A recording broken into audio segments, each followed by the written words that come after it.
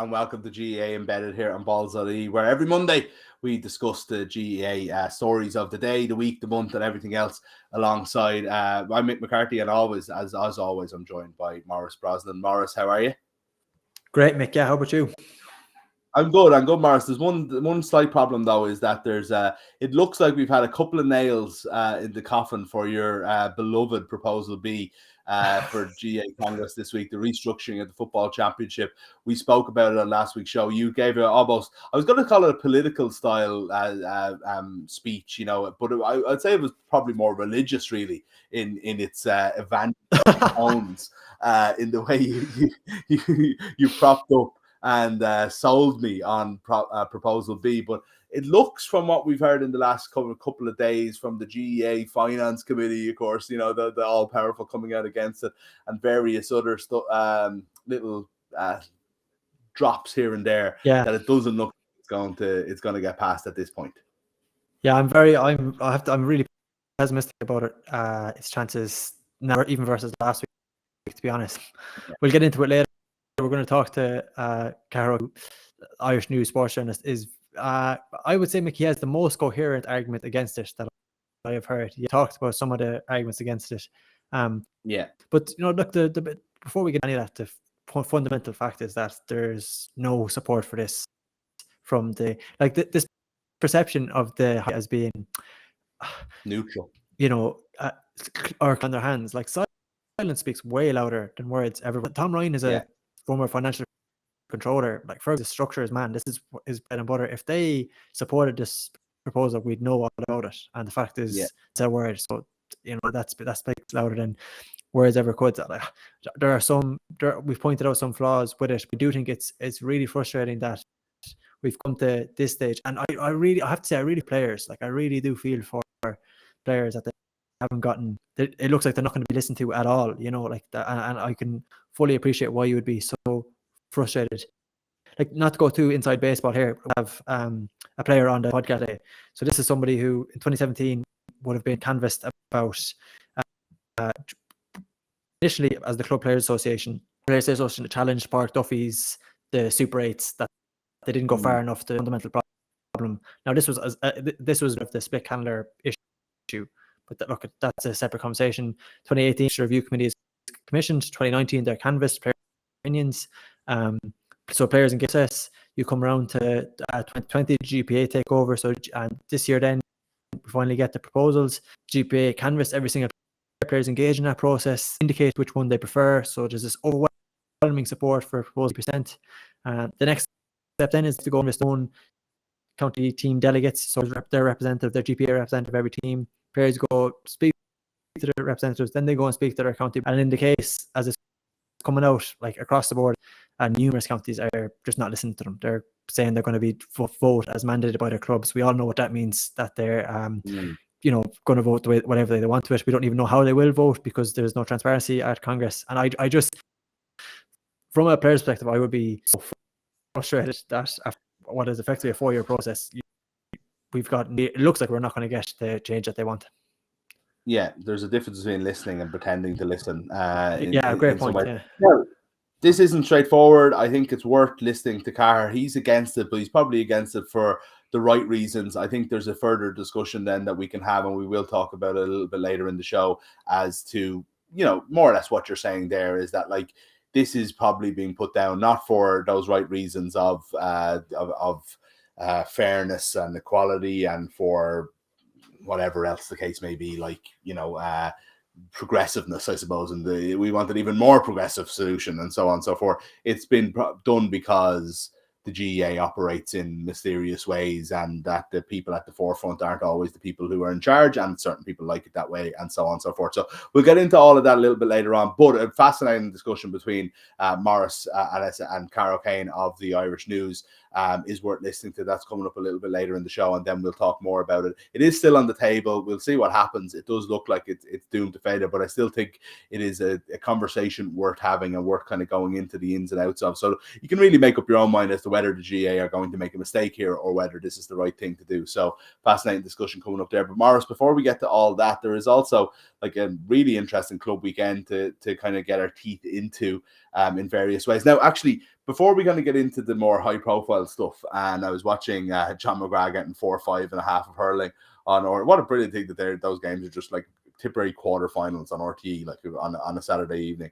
But before I get to that, while I had that on in the background, I was sitting there on Saturday afternoon watching a stream of Aston Villa throwing away a 2-goal lead to Wolves at home with 10 minutes to go and losing 3-2. And I'm tearing my hair out. But at the same time, I'm a little bit more relaxed than I should be, because on my phone, I have Scariff Bay Community Radio doing live commentary of the Clare Intermediate semi-final between Smith O'Brien's and Tulla. Smith O'Brien's Killaloe club, obviously my club, and I'm far away. There's no way I can be getting down for these games at the moment. I have a baby due in a couple of days and various other things going on. But in the past, I'm waiting on a phone call in, a day or two, before mobiles or whatever, to find out the result of them. Then more recently, you might get an update on Facebook at some point an hour after the match. And now I'm just listening to this. It's big time for the people involved, but on a national scale, this is a small time event. You know what I mean? There's Clare senior hurling quarterfinals that are on Clare FM at the time. And just having this ability to listen to what was actually, frankly, brilliant commentary in a really thrilling game that actually sounded like a horrible dogfight in the rain if you were watching it, but listening on the radio, it was spectacular.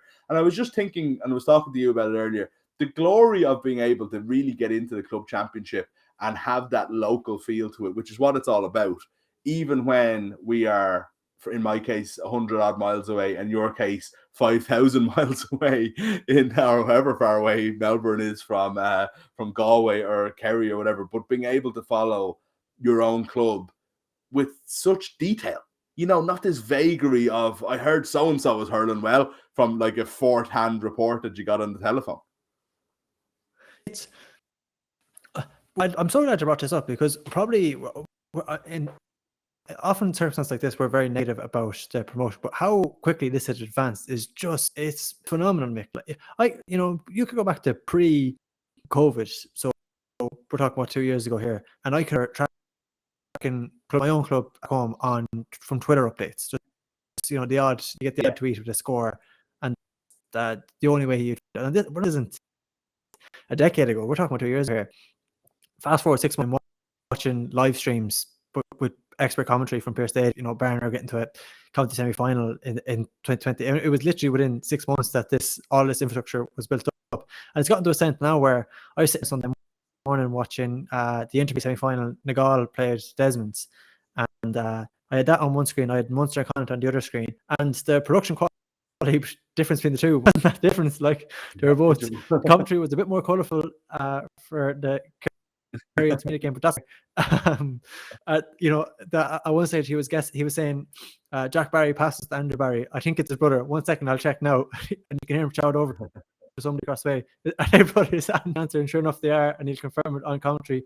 But it is a remarkable development, and it makes it so much more enjoyable. Like, I have to say, I was captivated by a game.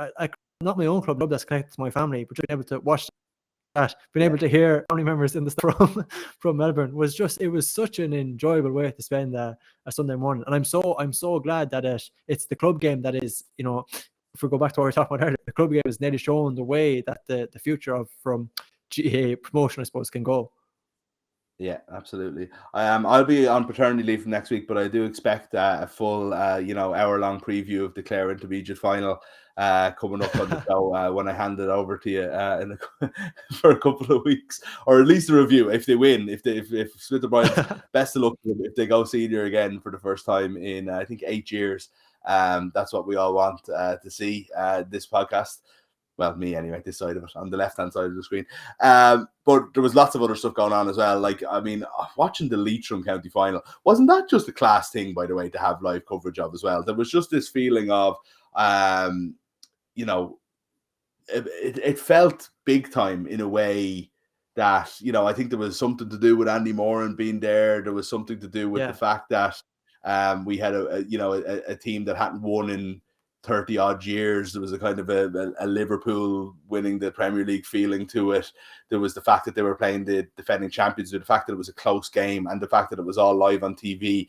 And that's like, for me, you know, I'm not getting into weaker counties type conversations, but that's where there is no, you know, that's where if you're talking about evenly matched teams from within these counties, that's where the passion and love of football and the obsession and all that trumps the fact that you don't have enough people in your county to compete. And that's where it's still fantastic. But Mick, doesn't this speak to the lunacy of certain counties not having vacancies filled? It's nearly November. It's mid-October right now. The championship think will about, be over. Yeah. Think about the buzz of, firstly, Will Garner in terms of unearth a player or two from watching that game, but the bound from, you know, a live broadcast from a county morning crowd, all of this, this kind of positive that he can capture, you know, by engaging with the clubs, he can capture over into championship next year. I just mentioned that Connor was in the stand for that game for Castlereagh and Desmond's. Now, this is an intermediate game. A lot of people say, what value will he get out of that? Then you see, you know, Andrew Barry, this, you know, a big, like, you know, I mean this in a positive sense, a big lump of a footballer, like, you know, this 6'2" midfielder, something you're looking out for. You look at Joe O'Connor, another one from Austin Facts. So by engaging with the clubs, these are just players that can be included into a panel, giving you that edge. I saw James Horn. I've to a Mayo player recently. Apparently, he's going to run a combine in Mayo. Same thing again. You know, based off what we've seen in club. I'm sure a lot of people have seen the goal Paul Walsh at the weekend in the Mayo club championship. Just an outrageous goal. Small little things. Then you look like across the board, Galway, like an absolute thriller, a shock at the weekend in the hurling championship. Versus Tullochmore champions out, and no county manager appointed. Like, it is baffling that you would leave yourself at such a massive disadvantage by A, from a pure logistics perspective, but B, in terms of what you can actually do by capturing, by being at these games. You know, Jack O'Connor has the press conference side of it, that also up to bed. He has the appointment that obviously put to bed, the press bed, and now he can get into the meat and bones of a couple of different development panels together. And there's other managers where it could potentially a week or potentially 2 weeks before they'll even have a management team in place. It is just, I know we talked about this before, but it's so baffling to me. And you get like Colin Bonner, like, I mean, basically he was obviously at the doubleheader at the weekend, but he's basically seen every Tipperary championship match.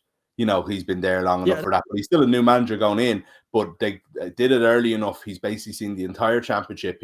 He was comfortable enough to even do a TV interview on Saturday night, you know, and from Semple Stadium. So yeah, such a massive advantage. That just want to actually reiterate, because I'm wary that I might jumped over it there, that Ballinamore were the team who won their first Leitrim title since 1990. They beat Mohill 116 to 17 points. So that was a massive one. Another big one, but not as surprising, I suppose.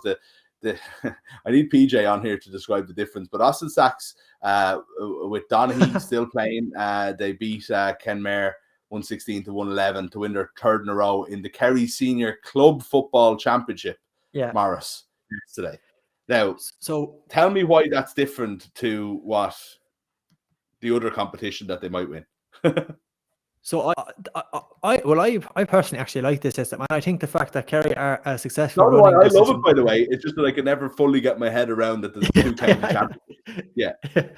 So I think the fact that Kerry can successfully execute this year on year is a decent indicator that club championships can be run if they're administered properly.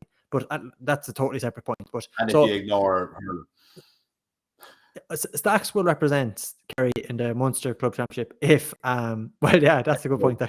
If a club don't win the county championship, isn't it? So if so there will be a county championship which includes the representative teams. Now East Kerry are frightening at the minute in the championship. They have they obviously have the two Cliffords, which is they've taken headlines last year for phenomenal performances, but like their brief is getting broader.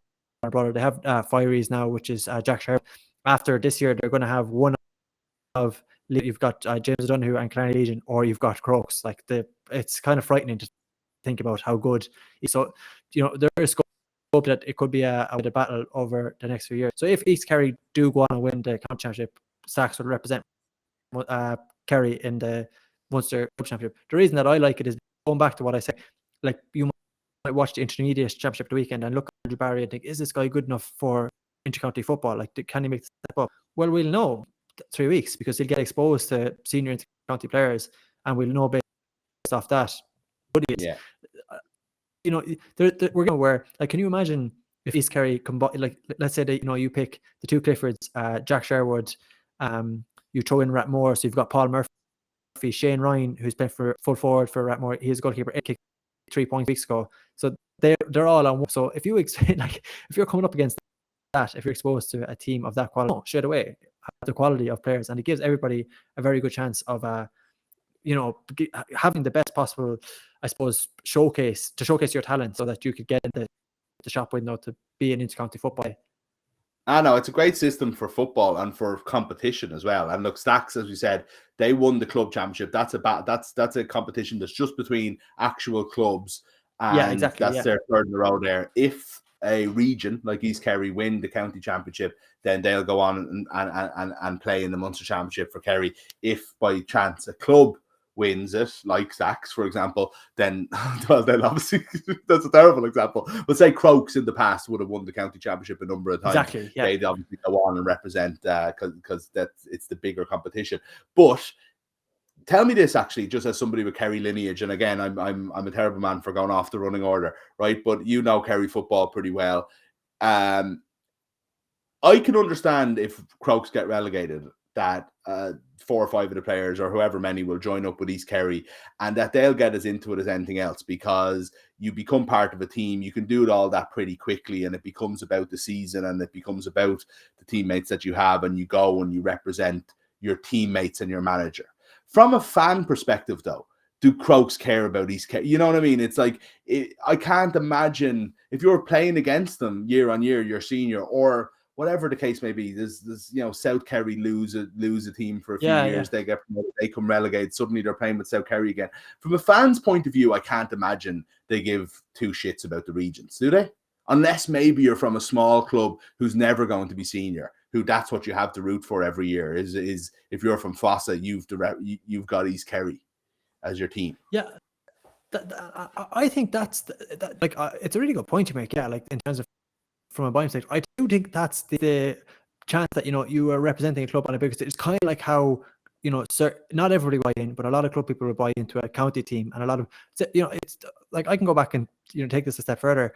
I'm from West Galway, which would be traditionally a hurling stronghold, and a couple of years ago they amalgamated a couple of underage clubs. So you had what would be very strong football county, Cahair, Lettermore, Barnaferbo, which is already amalgamated club, made it underage, become Cush Farraga, and there was a real buy-in about that. Suddenly it was like, okay, a West Galway team can put it up to be competitive. Now they wouldn't have been always been competitive, but it was like, I guess it's nearly like the small club chip in the shoulder thing, that it's when you roll that over in it, and suddenly like a multiplier effect, and everybody is bought into that. Yeah, like, I don't want to call it a ceiling, but it is kind of.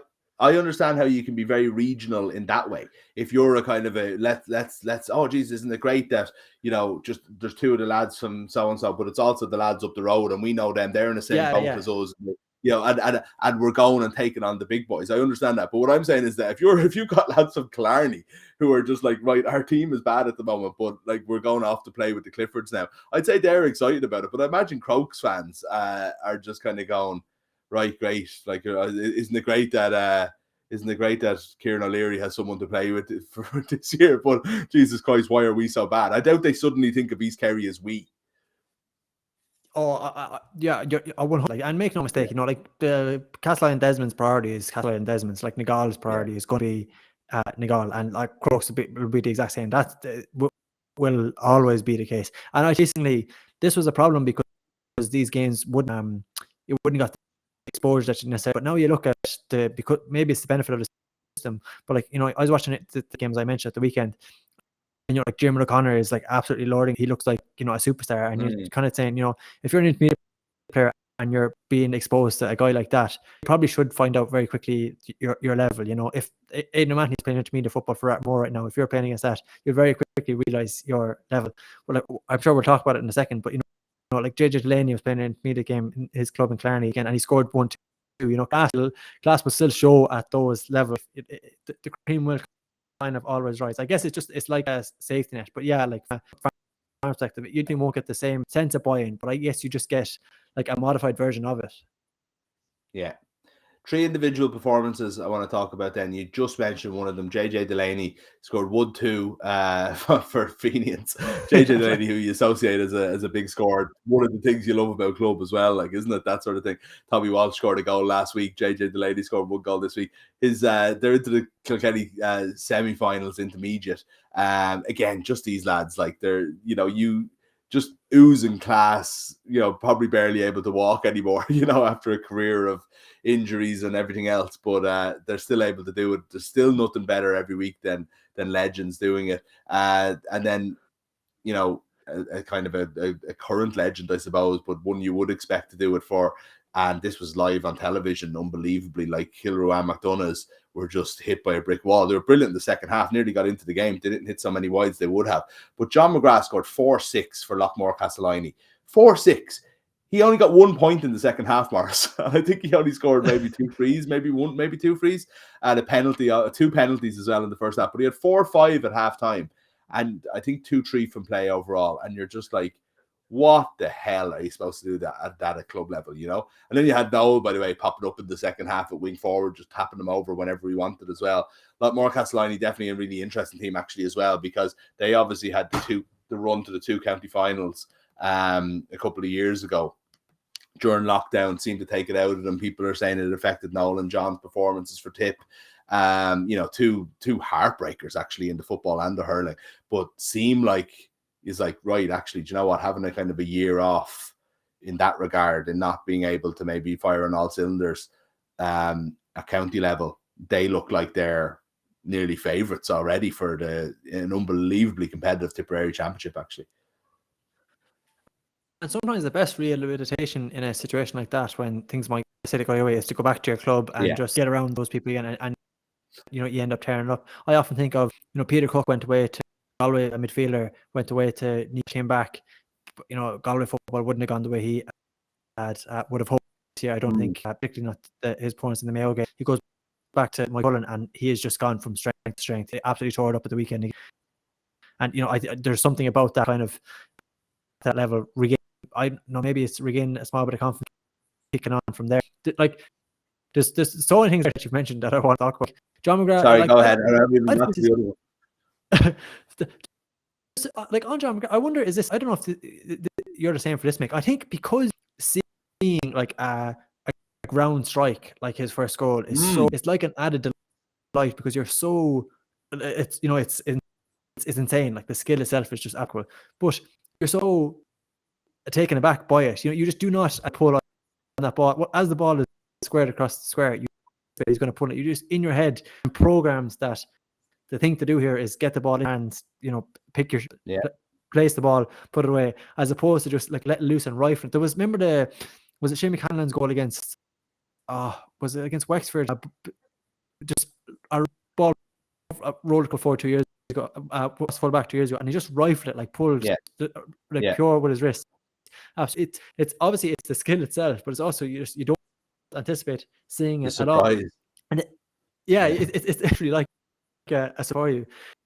And then you mentioned JJ Lane about this a lot. Like, I'm working on a theory that maybe I'll have to say for next year. But Paddy Deegan played full forward for his club up to and did unholy wreck. Actually, I think the 2 weeks in a row, and I'm coming around to this idea. I was speaking to an Irish guy he's involved in an AFL club here, head of athletic performance here in Melbourne, about this recently, and I was kind of complaining, as I tend to, about some of the young Irish players who are playing in the AFL and they're bouncing around positions. Say, for example, a guy gets picked as a key defender, as a fullback, but he's playing as a full forward, and I was questioning, what is the value in doing that? To give him a position, let him learn it, and instead of kind of bounce him around. But sometimes the best way to understand how to play in a position is if you play against it. So sometimes the best way to learn how to play as a fullback is if you play as a full forward, and what annoys you as a full forward, and what's the best ways to cancel you out of the game. How do you use space? How to incorporate all that sort of stuff into your game? And I'm starting to look across the board. And you look at, we mentioned Aidan Mahoney earlier, actually, who spent some time in full forward for Ratmore, JJ Delaney, Paddy Deegan. I wonder, like, are we going to see an of that full backs will suddenly become great full forwards? Because they understand, like, the counter side of the chin and how they incorporate that into their game. I don't know if this makes any sense now. But no, it does. It does. And it's a better theory than the one I was going to go with, right? Which is, here's one for you, right? So JJ Delaney is 39 now, right? Tommy Walsh, I'm not sure what age, around the same, right? Probably you're probably talking about the best two full forwards in the Kilkenny Intermediate Championship at the moment. And every guy that played centre back for his club, as in his 20s or whatever, ends up at full forward or corner forward, and it's a rite of passage, especially in hurling. I think it happens in football as well, but it's more of a hurling thing. You see it at every club in the country, right? Is the guy who's probably too old, doesn't have the legs yet, but he'll still get you. Suddenly he's scoring 2-1. Brian Corcoran did it on a national level and won All Ireland for Cork, one of the best defenders we've ever seen in the game. And then he came back after 5 years off and went and was the best full forward in the country, right? Here's my theory. Our backs just better hurlers than forwards. So, because if they were that good if Brian Corcoran was that good as a full forward when he was in his 30s and hadn't hurled in years, right? What damage would he have done in his early 20s if he was stuck in a full forward? He could have scored 2-5 a game, So, and maybe it's because backs are more important than they're actually needed. But that might be in itself an outdated thing. And maybe all these guys who've been centre back all their lives and the heart and soul of the team who wait until they're 37 until they go full forward should be up there the whole time. Like, it's a half-baked idea, Maurice. I liked it. But so, historically, you would rebuke against that because there would be less. How do you put this kind of? There would be less football or hurling in a back, as in you could probably get away with being dogged and determined without actually having to play. And then you take stock of the last. Are you telling me like Sean Finn, for example, is probably the case in points where a defender can't hurl as well on the ball, or we've spoken about Park Mannion for Galway and how good he is on the ball, and suddenly, and Galway actually a good example of this by, they have incorporated cornerbacks and then moved them or forwards and moved them to cornerback, and then vice versa. Adrian Tuohy, for example, has done that like most recently. So maybe there is something in it. Maybe Barry Nash, and Dan Morrissey are both, I think it's more just it's the actually I don't even know if this instant reaction was to say this is just about the rising standards that we are developing more rounded players across the board, and that they become, this is the template we see forward. But sure, how does that explain players who are earlier and it seems to be only getting better, or like they wouldn't have been at the program today? They just cause damage. And I think you're right, actually. I think it's know-how, and I think it forward is a position, a full forward in particular, is a position where you can use that cuteness and know-how and experience, and you don't maybe need the legs, and especially at club level. I don't think like you could say that, you could bring back. Although I did the conversation with you, I was looking back at it when Brendan Maher retired, and I was looking back at an old post that we did a podcast where we talked about how good straight after the 2019 All-Ireland final, and we were talking about Brendan Maher's performance and how good he was, and then also talked about how he's a guy who could easily, he didn't do it in the end, but could easily play into his mid-30s and end up being a full forward for Tipperary for 2 years. Now this was before we had the run with Boris Ali as well, so it was just funny that I just happened to come across that. But I do see it as a possibility in county level even this day, but I don't think it's as clear cut as you put JJ Delaney full forward as a 39-year-old, then he's just going to cause hassle and he's going to cause a bit of damage. You just know it at club level, especially at intermediate club level. And I'm sure there's probably the mental, whatever you want to call it, like not warfare, but aspect of all this as well. Whereas if a standard club and JJ Delaney runs inside you straight away, you're overwhelmed, absolutely inevitable. We've all been there, huge point. A guy comes in and no matter what happens, you're straight away, you're on the back. I remember playing a junior game a couple of years ago at back, and Finian Hanley or Galway full back was there, and straight away in my head I was thinking, should I swap out, or what, in my head I remember I was beaten before, I went and eventually I just kind of decided I'd run in and hope that I can outlast, I get out of full forward entirely and just hope that I can kind of contribute that way, because I can't take them on one in here, a very defeatist attitude. But it is definitely a factor that your head, you're thinking, I'm sure if I was if JJ Delaney is running towards me, look, who we're talking about last couple of weeks, Keeney, Brian Carroll are coming in towards me thinking, oh geez, I'm in trouble here. Yeah, absolutely. Interesting that Finian Hanley didn't switch squares later in his career. go up, stand in front of the other Yeah, square. he could have easily gone Stay the full back on just the to other end, torment you. Yeah. One more player I want to mention, because we're running out of time. I want to get to Cahair, and there's some other things I really want to talk about, is Tony Kelly. Tony Kelly played, came on as a sub for Ballier in the Clare quarterfinals yesterday and got a couple of points. I had heard 2 weeks ago that he was out for the rest of the year, that he'd done real damage to his ankle, and we wouldn't see him again this year. We might not even see him for the league. Now, I was surprised when I saw Clare social media accounts yesterday. Now, by the way, the news here might have already been all out there. I just happened to not see it. So I was surprised to see Tony Kelly warming up to come on. I'm like, all right, okay. Ballier win the game. They're into the semi-final. They're like, Jesus, like, what happened to that Kelly injury? I can't believe he came on and scored a couple of points, huge scores. He's having surgery this morning on his ankle and will be out for the rest of the year and likely most of the National League. And I just thought it was worth remarking, and I don't even necessarily have too much a comment on it, on a guy who's obviously done such damage that we knew he needed surgery. You booked the surgery, you wait for your date, and it wasn't until after this quarterfinal, and he still thought it was worth. A team that's going to, like, look, don't get me wrong, Ballier are a very good team. They're well-rounded. They have a good chance in this championship, but they have a lot less a chance without one of the best 4 or 5 hurlers in the country for them playing. And he knows he's not going to be there for the semi-final, but he'll still risk his ankle, the damage, whatever it might be that he could do by playing 10, 15 minutes on that ankle before he has surgery, because that's what you do for your club, and that's what you do because it's a county quarterfinal. And I think just because you're one of the top 4 or 5 players in the country, or whether it's because all your life you played for the club, Kelly's never really, in some ways to me, differentiated between those two things, but neither is almost any GAA player. And I just think that's worth noting. It's worth noting that he did that for his club, and it's not even that remarkable. That's what I'm saying. It's like, I feel like anyone who was able to do it would have done it.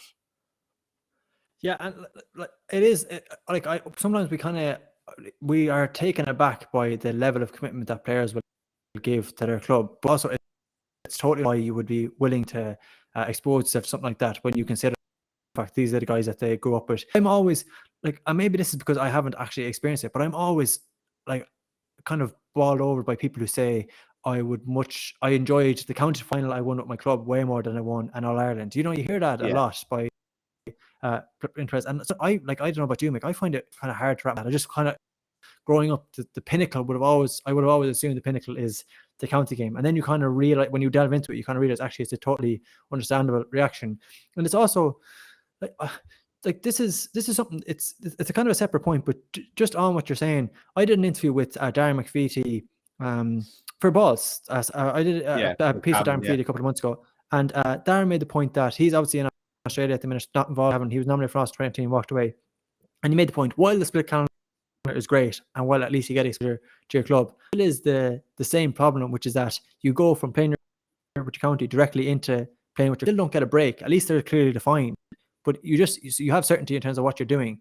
But you're like, in terms of having a staying break, let's say, we're talking now in October, a lot of these players aren't going to get a break. They're going back in with their counties in November, December. There's no let off. It's still a year-round commitment. So if you're someone like Kelly and you're trying to weigh up, when do I get this surgery, maybe in your head you say the best case scenario is the fact, given the priority, how much I prioritize my club, and you're obviously not going to give up your championship summer, maybe the best thing to do is to do a time like this, and you miss a league, and maybe from a Clare perspective, I know that it's a stickler for you, but like the idea that maybe, all right, we don't have the rights in him in the league, you try and get players to step up and assume that mantle during the league, and it's to their benefit. So maybe this is the best window to do it, because ultimately, right, like, and this is just the reality, as great as the split calendar is, there is no other window.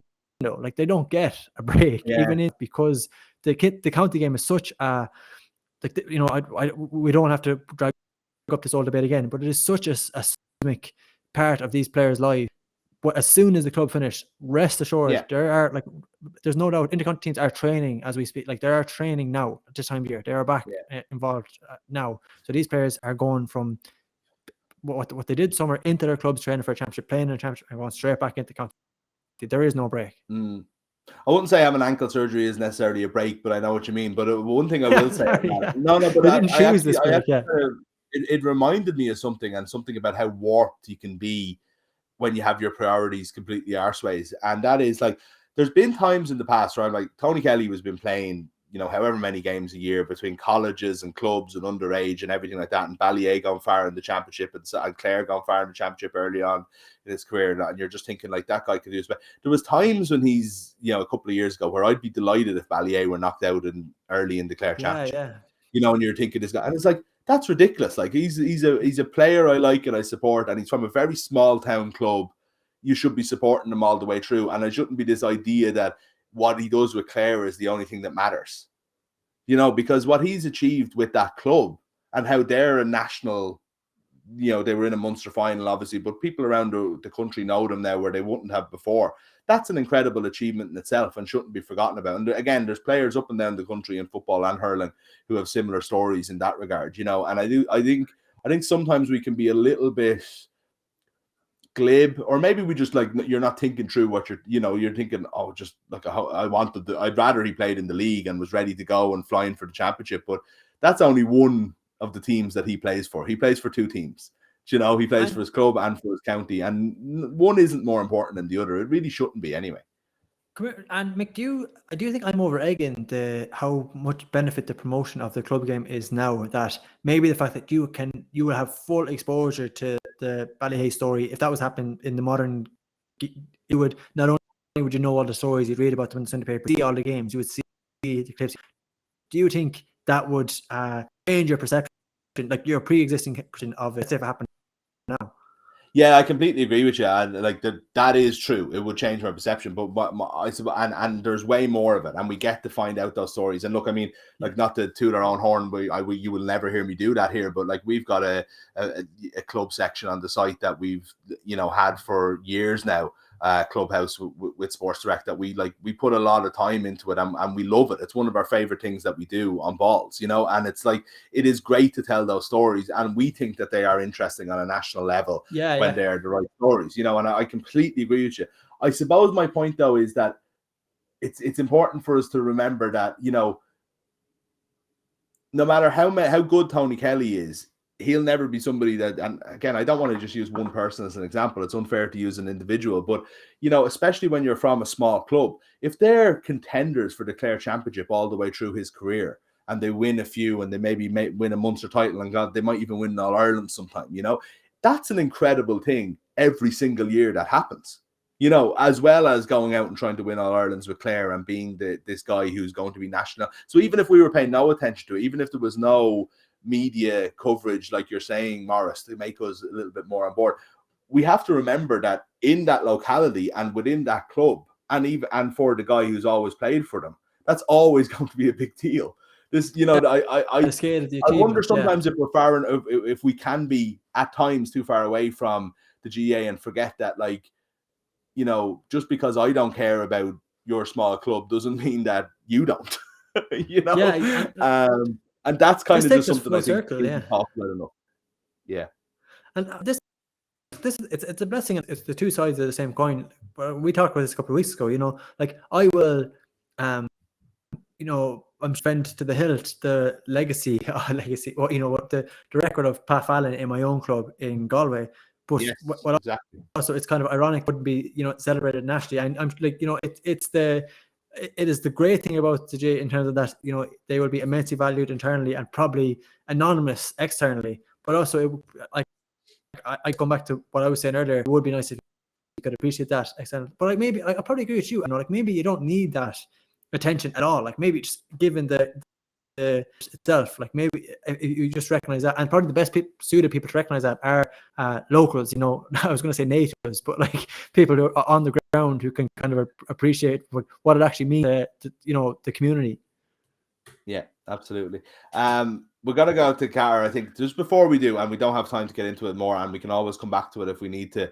Two massive brawls kind of in GAA kind of grabbed the attention a little bit this week, and sometimes I think there can be an overreaction to these things, and then other times I'm thinking, why are they so commonplace? Why are they, I used to go to games 30 years ago where these things would happen and you'd sort of laugh them off, and it's it just feels old hat now, but these things get out of hand so quickly, they happen so often.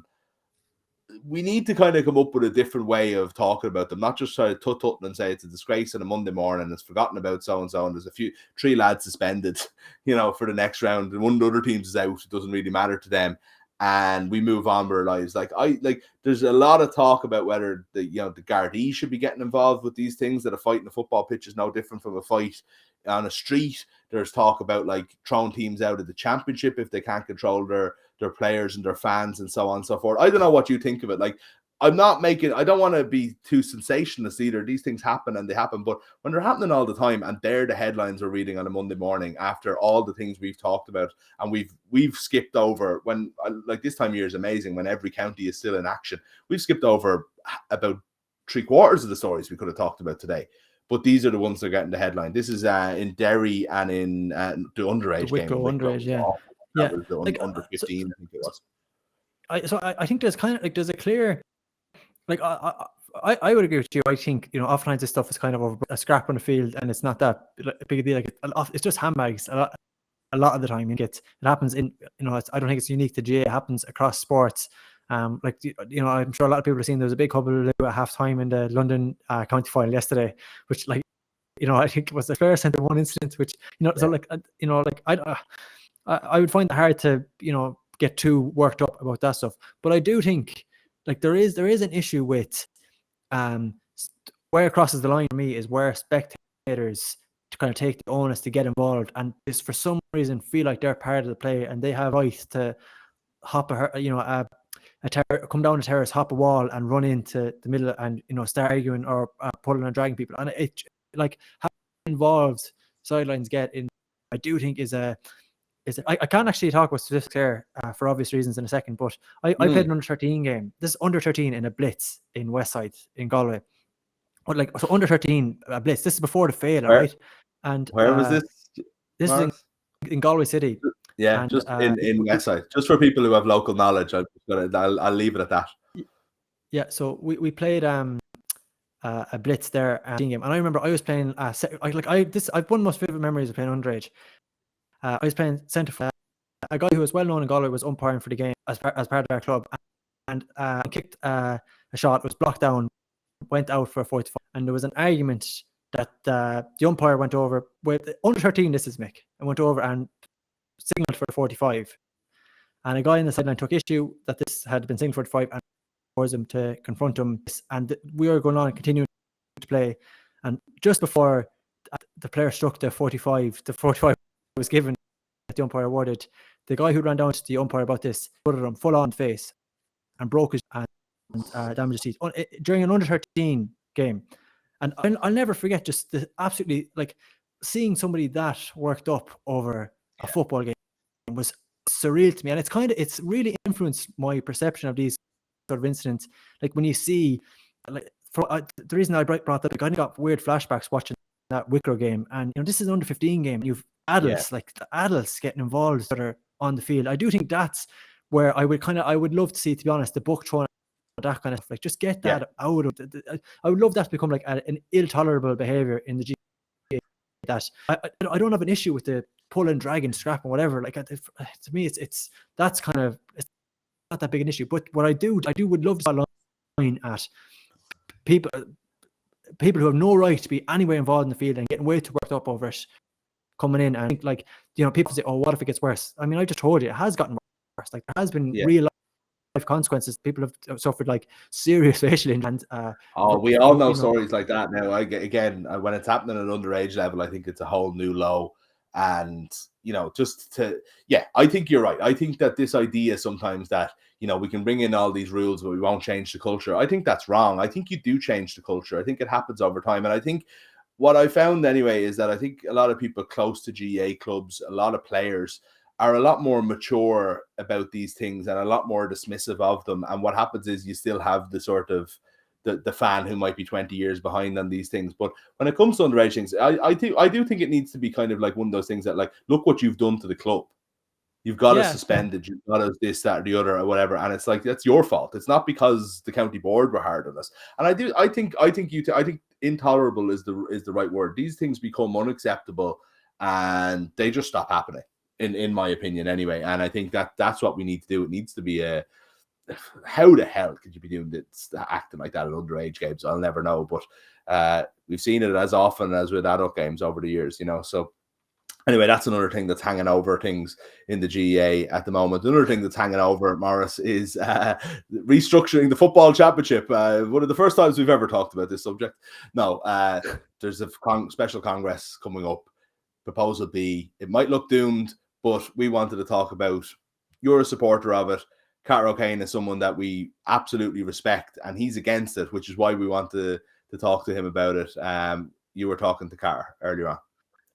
Yeah, you've hit the nail on the head there. So one thing I think we're both conscious of is that oftentimes these comments have become a number that, it's two of us kind of agreeing with the basic fundamental. I think this is happening across the board, and the reason I wanted to get Cahair because he has a really coherent. He's written for the Irish News. People will find it from last week, which is actually really coherent on that. So we kind of teased out the specifics he has with proposal B and whether or not they could be overcome, whether that or be improvements after it was implemented.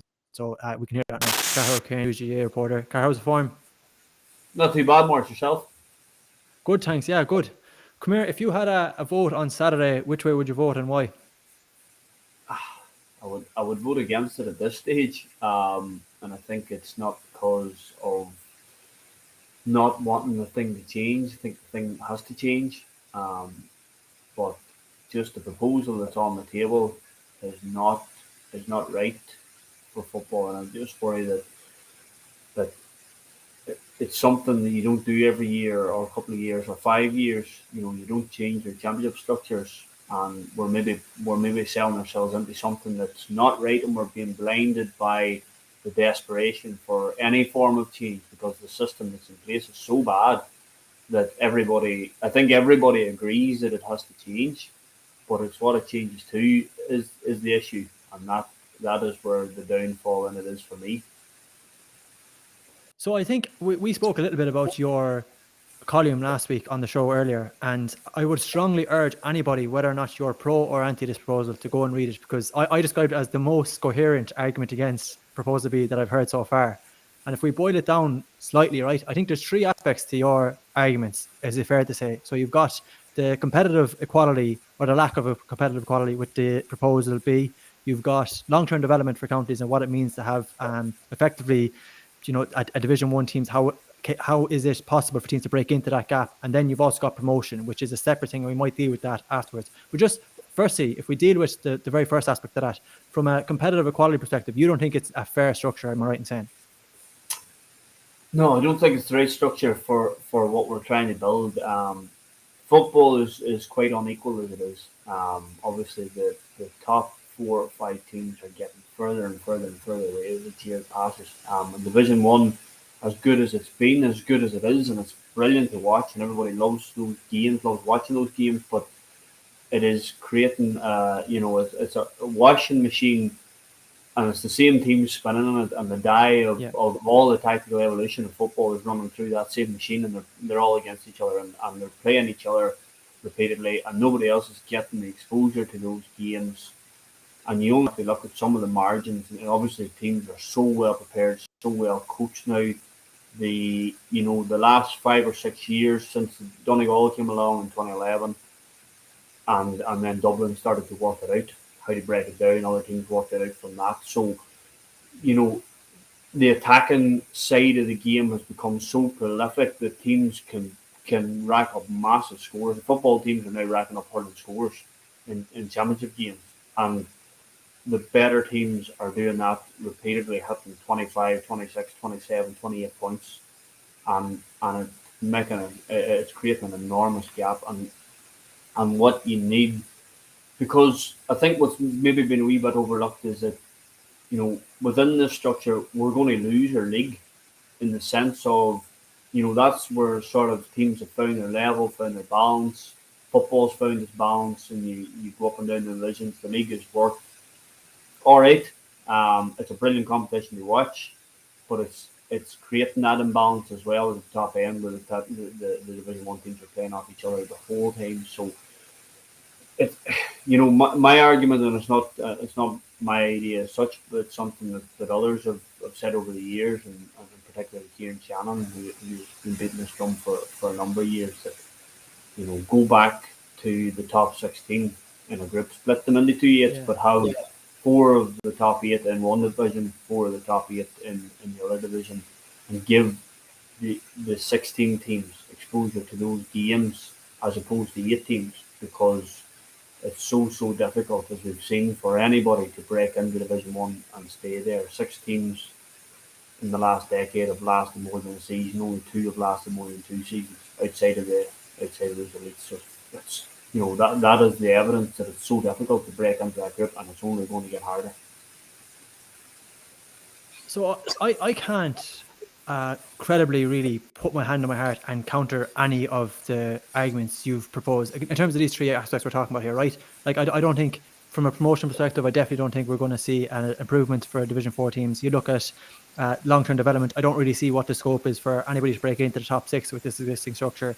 And then finally, just from a competitive, equality perspective, you touched on it there, a 1A, 1B is so much more preferable versus what we're going to see, which is, you finish 6th in Division 1, you're out, we're top of Division 2. This is ground we've gone over before. But I do think it's worth just dwelling for a second on how we actually got here to this point of the proposal, right? Because I think it's kind of the nub of the issue in a lot of ways. And you go back to 2017, and the Club Players Association was set up, and they challenged Park Duffy about the Super 8s at the time, and they said that this doesn't go far enough for resolving the championship structures. Now, even though their brief was particularly about the calendar, it was something they brought up because they wanted to see championship reform within that. 2018, we see the announcement of the fixture review committee. So suddenly they're going to look into this. 2019, they canvassed the GAA. They're looking for a widespread of opinions to come to some sort of solution for what we get. This is what we've got from that committee. We've got what we have now.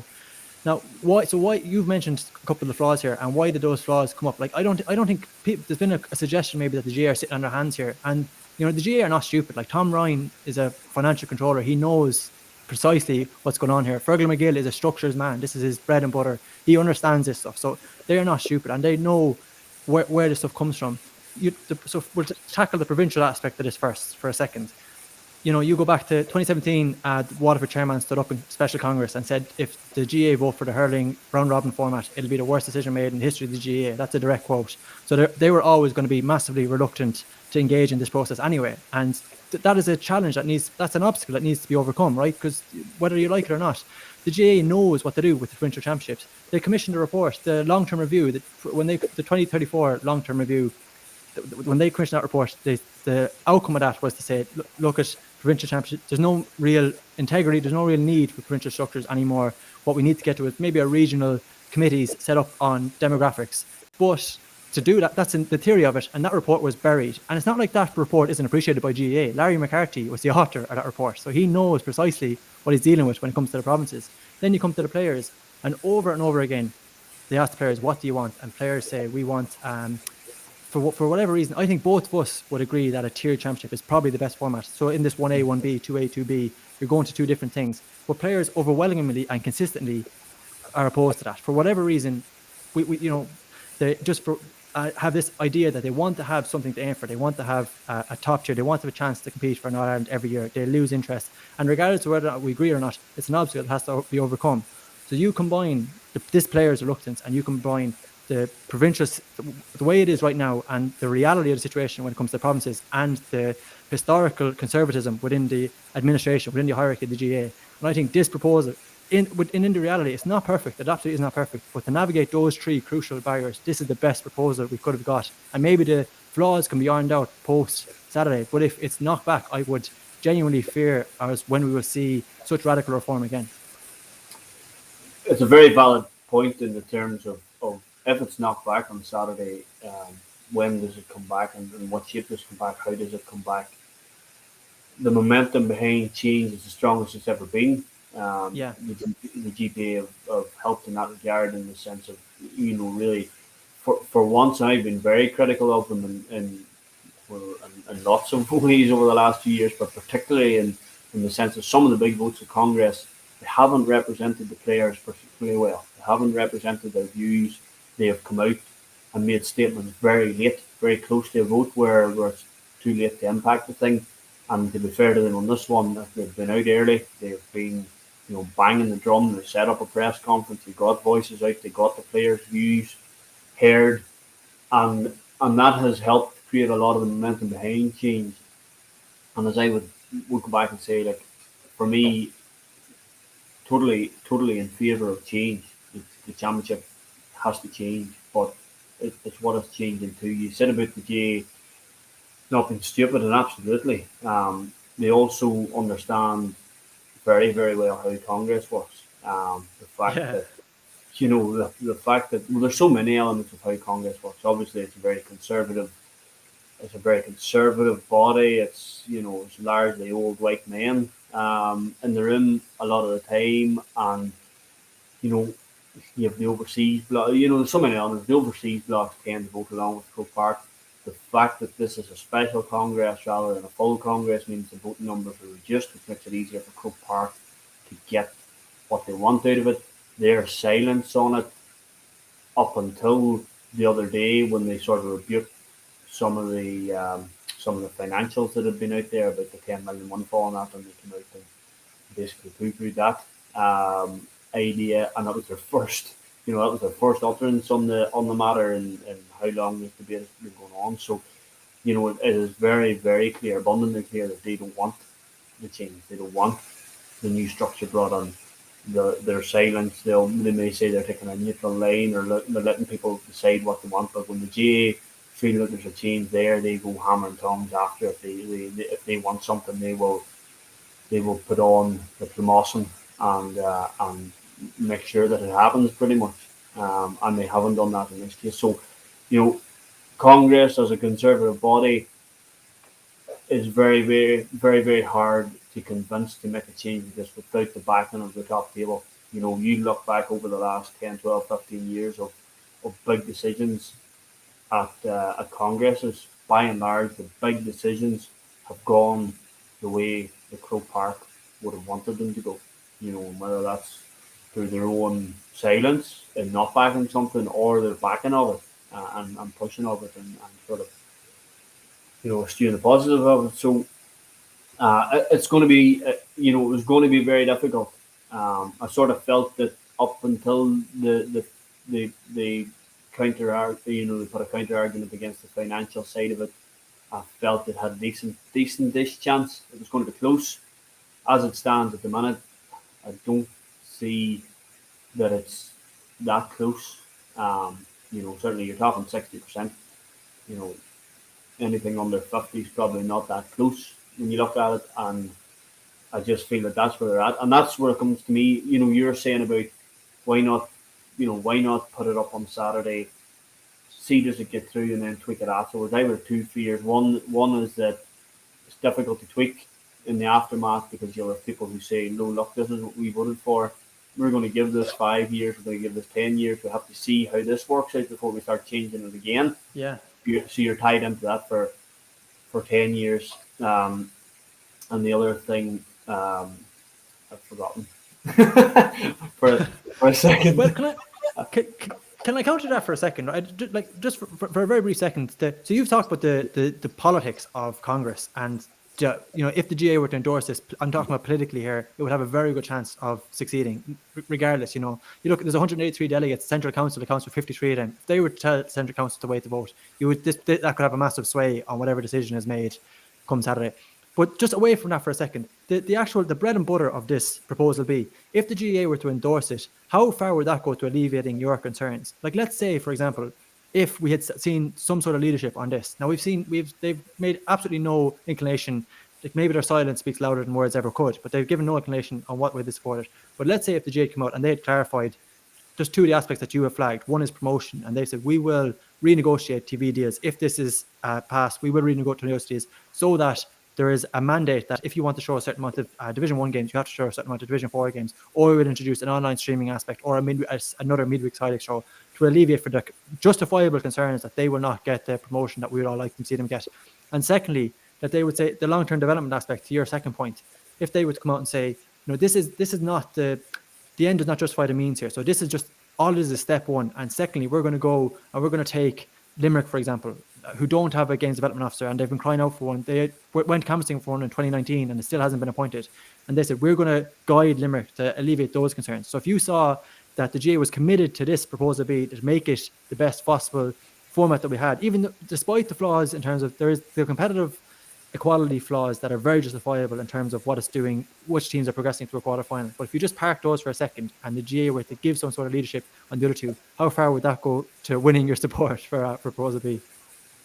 Probably not very far, to be honest, because it's not who or who's backing it or any of that. It's when you look at the structure, it's just the flaws in the structure that are the problem, not the fact that it's coming from the GAA. You know, the fixtures task review force was probably reluctantly enough set up, and then you'd obviously the Club Players Association leaving it on the eve of the report being released, because they felt that, you know, basically it was a bit of a whitewash. The fact that there were basically five proposals, sort of two versions of each put up at that time, and then the status quo, and then it's now down to 3 proposals. For me, you know, having so many ideas in the pot was one way of ensuring that none of them happened, if you know what I mean. Because say you got 10% or 15% of the people that like proposal A,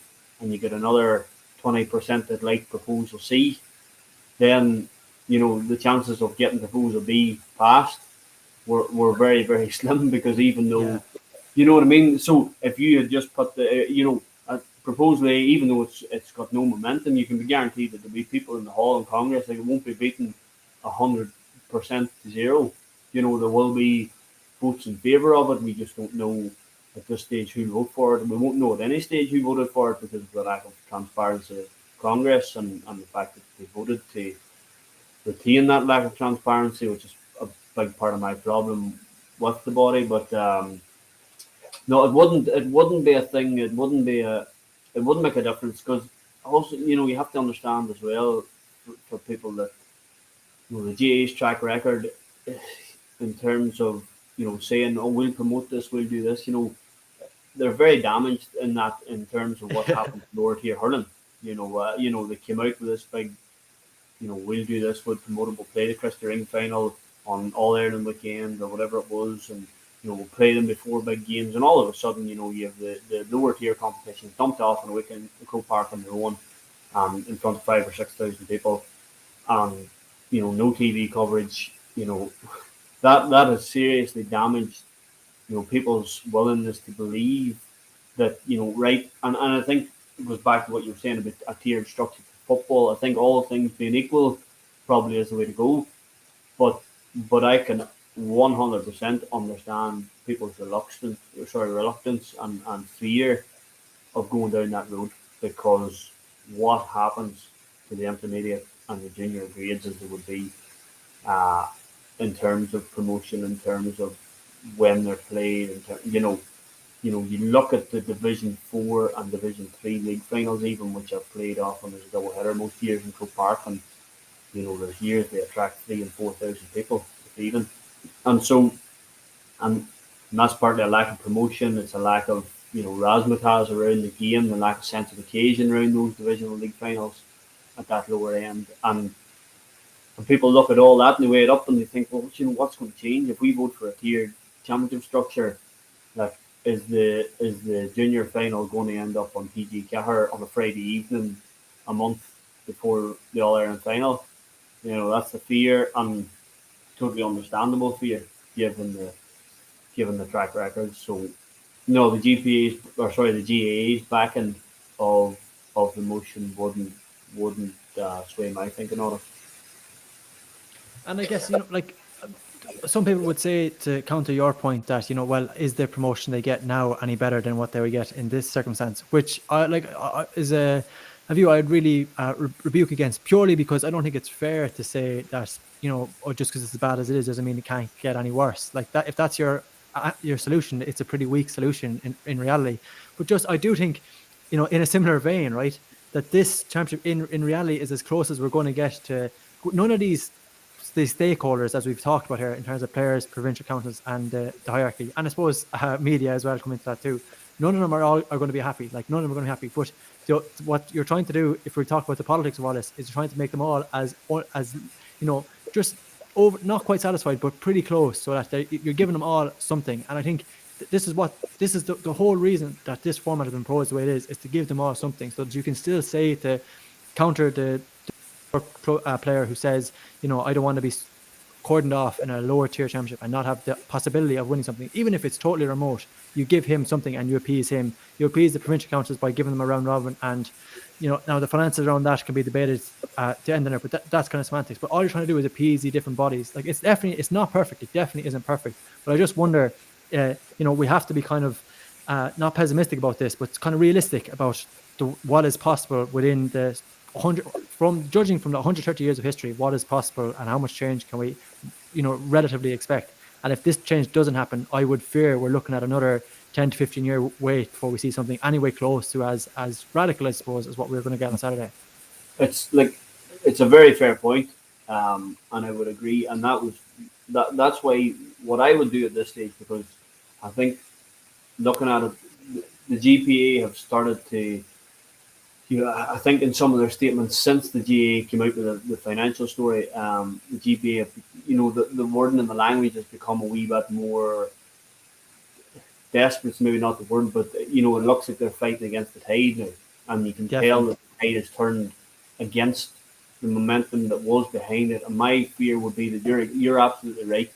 If this thing goes in front of Congress on Saturday and it gets voted down, gets beaten on the floor, and it gets, there's also the margin of defeat to take into account as well. Does it only gain 40%? In that case, I think it goes away, as you say, for a long time, and it doesn't come back. If it gets 55, 56, 57%, maybe you look at it again in a couple of years' time, but we're stuck for another couple of years. My feeling on it will be that you take it off. Now, it's coming from the GAA's own fixture task force, so the GPA don't have the right to remove it. Counties don't have the right to remove it from the floor, and that's part of the issue as well. The GAA won't want to remove it because they'll want to see how the vote goes. I think they're probably feeling a wee bit confident that the vote will go against it at this stage. And if it gets voted down, it's much harder to bring it back. Whereas if you take it away, as has been done with proposals over the last few years, you take it off the Clare and you say, look, we're going to go away and fix this, bring it back next year, tidy it up, then it hasn't had the stigma of being beaten. It hasn't had the thing of, well, look, we had talked about all this last year and it only got 40%. And that's a real hard stigma to break on something as big as this. So, it's not a possibility. They can't really remove it because it's not up to them. But if they would, if that was an option, that would be the ideal option. Take it away, take it off the Clare. Don't vote on it, and say, look, the tweaks that need made, the tweaks that everybody's looking at now, and saying, well, should we make them in a couple of years' time? You need to make them now, because it goes back to the fact that, for it all, I just can't support and say that it's a great structure that rewards the team that wins Division 4 above the team that finishes 6th in Division 1. You're all there in quarterfinals, which had gone very one-sided before the Super 8s came in. Had gone, 2017, 22 points between Mayo and Roscommon in the replay, 18 points between Tyrone and Armagh, 10 points between Dublin and Monaghan, 8 points between Kerry and Galway in 2017. So, and I think your all Ireland quarterfinals under this proposal are going to be, could be a disaster. Could be very, very lopsided games, because I would imagine, even though it's not written into stone, I'd imagine we'll be seeded. Top 4 in Division 1 will play the other 4. And so you'll end up with a very imbalanced quarterfinal. You'll end up with strong semi-finals and strong all-Ireland final. And look, maybe that's acceptable. Maybe you're right. The fact that there's such momentum behind change, the players want to change. I think they're potentially voting for something that they haven't studied the long-term ramifications of. And for me, it's like anything we do in the GAA. We say that something's right, this is crap, we need to change this, and then we change it to something else, and we decide that what we change it to, this is not good either. We have no kicking, right? How do we introduce more kicking into the game? Let's have an attack of mark. 6 months later, the attacking mark, shite boys. Let's get rid of the attacking mark. You know, and that's what we do. And that's my fear for this. That in a year's time, we're going to be looking after the Ireland quarterfinals and going, well, this didn't work very well. And what do we do? And I say, I think it's fixable. I think the tweaks that have to be made aren't all that huge. There's ways of doing it, and it's not very far away. The idea, taking the provincials away, putting them earlier in the year, delinking them from the All Ireland, having more games over a shorter time frame, having some format of a league element to the championship. All that's very good. You know, all that's what we want, roughly. But just the flaws in it, I think, need fixed before you vote it in, and then you realise you don't like it, and then it's hard to get it changed again. And then where do we go? So, Cahair, before we let you go, you've made it very clear what you would like to see happen. I'm going to ask you to predict. What do you think will happen? I think, as it stands at the minute, the mood has changed over the last 3 or 4 days. You know, the county boards, the provincial councils, the Croke Park itself, the overseas units, all hold a fair amount of sway when it comes to Congress. And whether we can get enough of the conservative people in the room to say, look, I'm going to stand up and vote for this. I think it's an outside bet, definitely at the minute, that proposal B will go through. I do really hope that if it gets beaten, it doesn't get beaten by much, so that there is an argument that we can bring it back in a year or two and tidy it up and bring it back. Because if it gets badly beaten, it's going to be hard to argue it back onto the floor again, when the GAA will resist it and say, look, no, we've had this, it's over.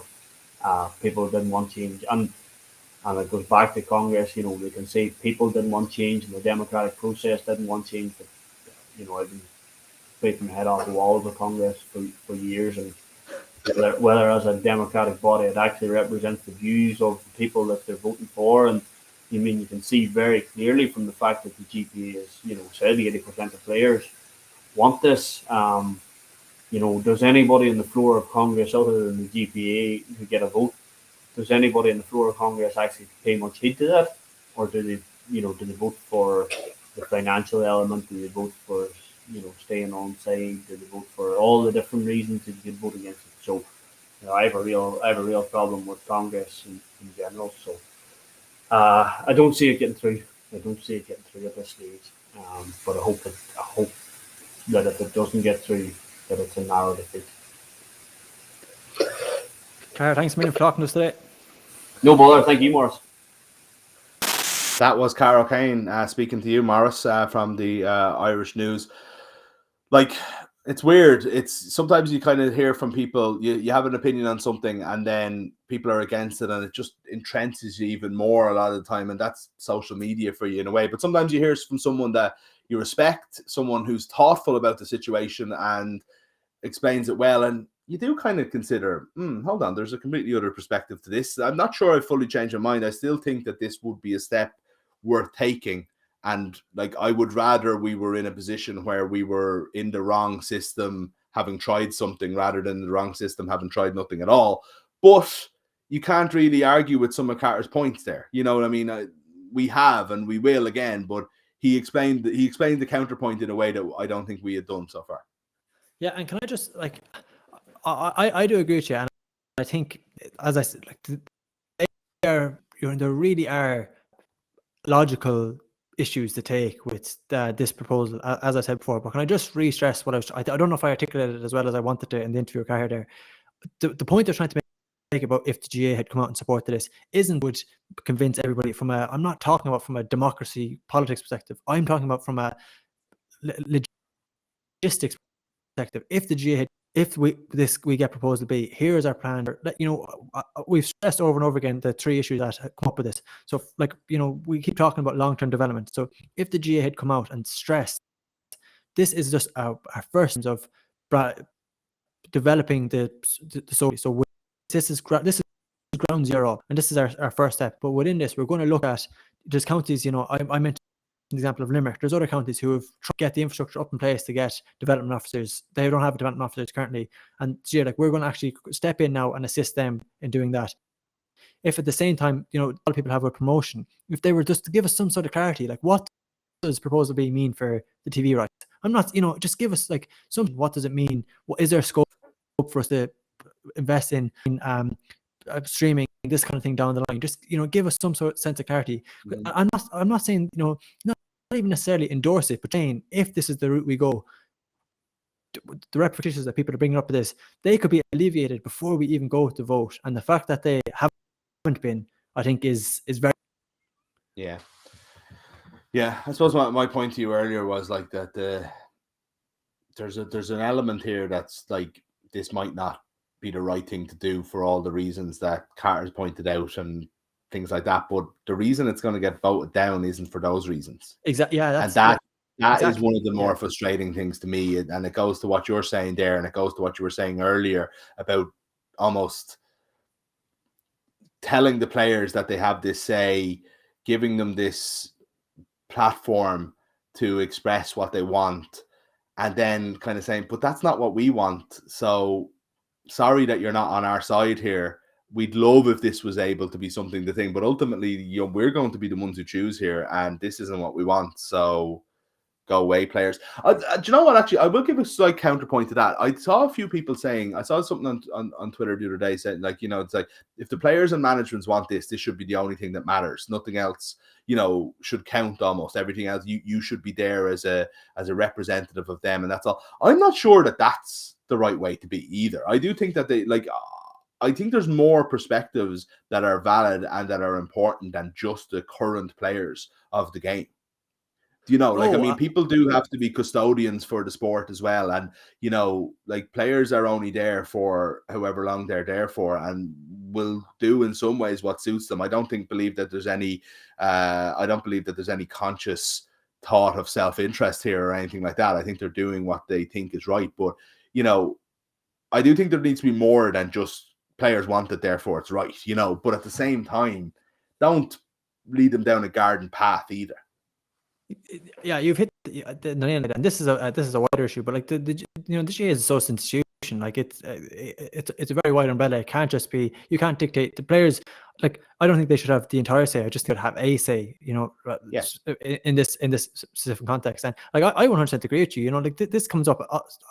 I'm baffled by comes up where we propose a rule change of football, just come out against it, and so we all say, the coaches are against it, therefore we shouldn't pass it. Like what else do you expect? Like coaches, they have their own interest too. They don't want to have to deal with a new set of rules and try and adapt and overcome that. But that doesn't mean like they have their own interests, and it doesn't mean their interests are a benefit of the game. So I think they're valued to have their say. I do think though that let's speculate here and let's say this is fairly comprehensively defeated. It is just it would be such a glaring contrast that players are so overwhelmingly in favor. That support doesn't transfer to anything in this supposedly ultimately democratic association, doesn't transfer to anything when it comes down to, we're looking at a situation where there's delegates. You've got 53 from the Central Council. You've got the counter owned about 30 odd from overseas boards, and past GAA presidents a handful as well. So should the players' interests be represented? I guess the players' interests should be represented by the county boards, right? Yeah, that's what you expect the bulk of the support to come from. But if we knew how they voted, it would be very interesting to see who is actually in favor of this. Or with the makeup of votes, we're not going to get them because we don't have a transparent. We don't know who votes in what way. But if we did get them, it would be very interesting to see if the county boards are there. These are mandated by their clubs. This is the way it's supposed to work. Players, clubs.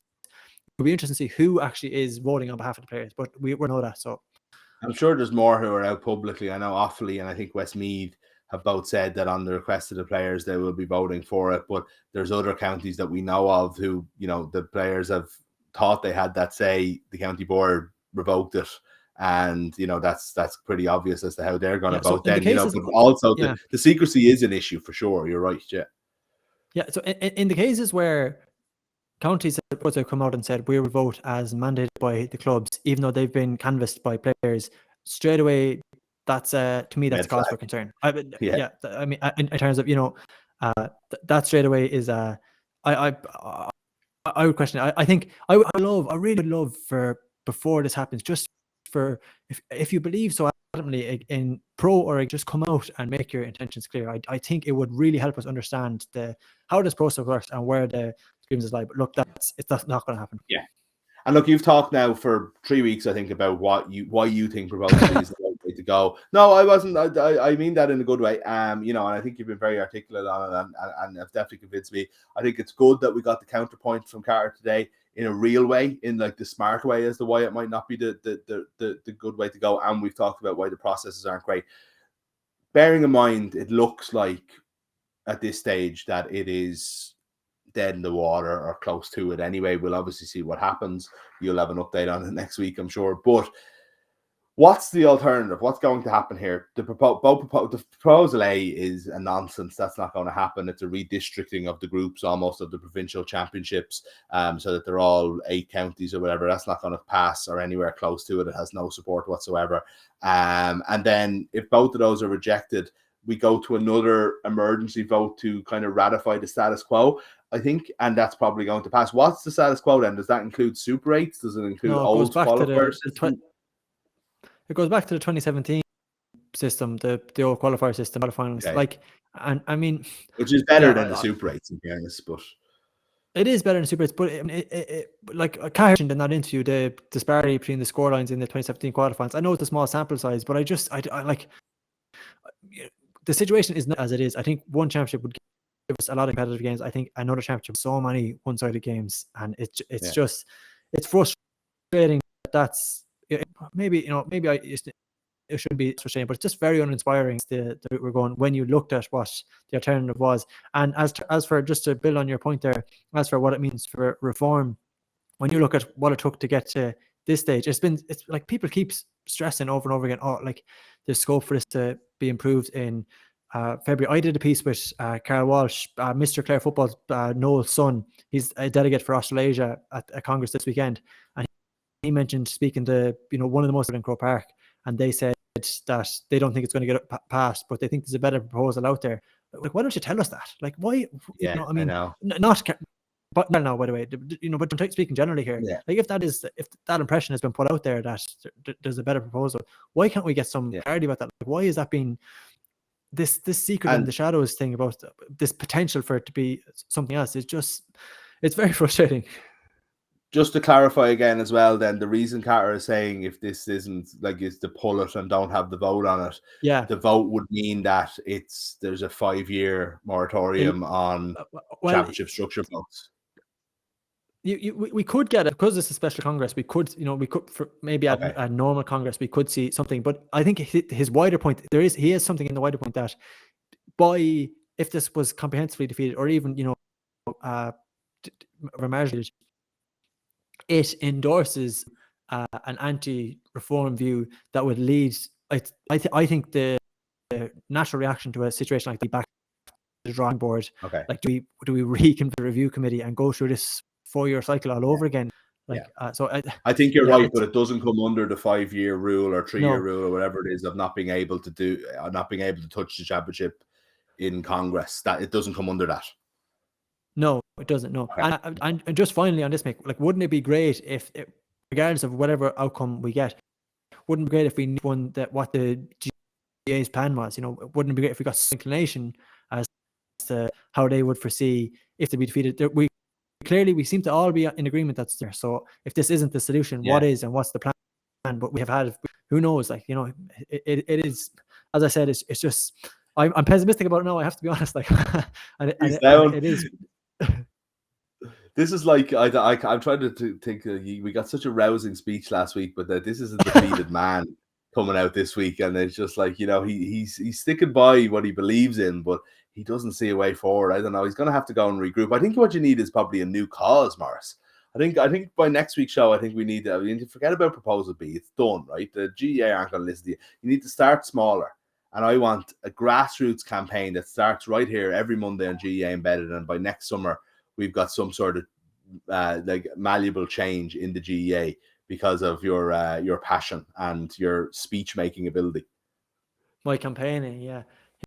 But like, look, you gotta get back over most, here to Ireland. By the way, we're gonna have to get on the back of trucks here and go to local go to towns, go outside GAA club grounds. Maybe that's the answer, because obviously going through players isn't the answer. Look, I'll hope. You know, what's that they were saying, like, you know, hope for the best, plan for the worst. So I hope that this proposal will be a vast improvement on what we have, despite the obvious misgivings with it. But I am also, you know, I'm realistic about this as well, and I appreciate that we might be looking at it to the 2017 system. Yeah, look, you're a politician, and I mean, you're still there canvassing to the last minute, but ultimately the opinion polls show you 15 points down here going into the last week of campaigning. So there's a lot of work to do. We need a miracle. We need some sort of otherworldly event to kind of kick this into gear. But look, that's where we are. We'll be back to next week. Stay tuned to Balls.ie. As I mentioned, Clubhouse is in full effect. We've got lots of club stuff. Maurice will have a final call for Proposal B up on side as well during the week that you could read, and lots more as well. Lots more GA, lots more everything. So stay tuned to Balls.ie. Maurice, thanks a million. We'll chat to you. You're going to take the reins for us next week. Cheers, Mick. Thanks a million. Talk to you soon.